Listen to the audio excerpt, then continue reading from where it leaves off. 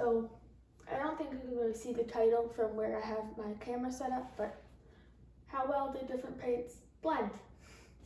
So that's not my actual technical question, that's what my project's called. My big question was, did different paints ombre differently? Because my definition of blend is like you ombre from one color down, ombreing into the next. So my big question was, do different paints ombre differently? So my hypothesis was, I think they'll give different results because water paints definitely blend different and better than the acrylic paint because they're water based. Well, they're technically powder based, but you make it water based. That's kind of the instruction point.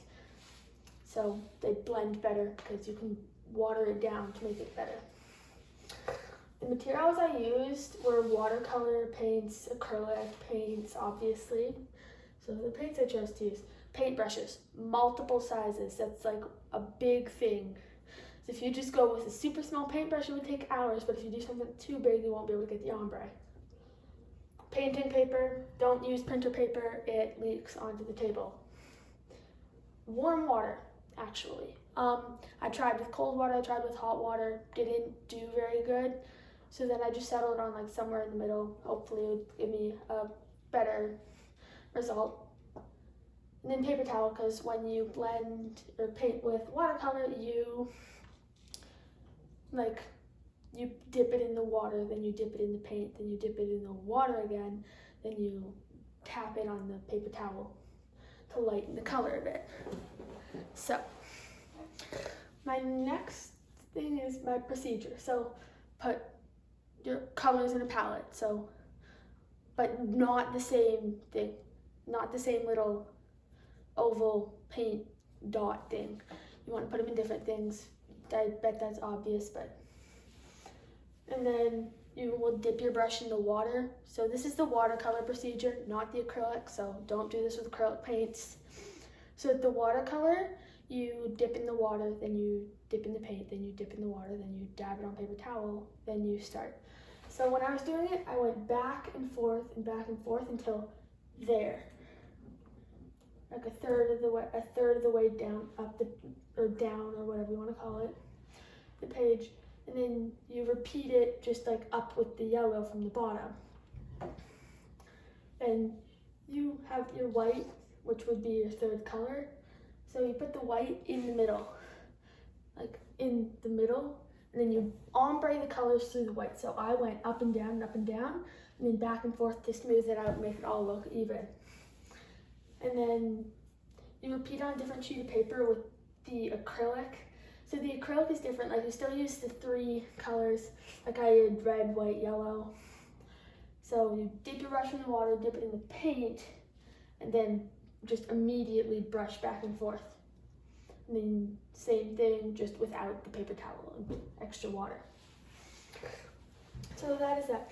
In conclusion, I don't really know, I can't tell, because I guess I chose something that would be really hard to choose results for. So it made this next step difficult. You had to figure it out.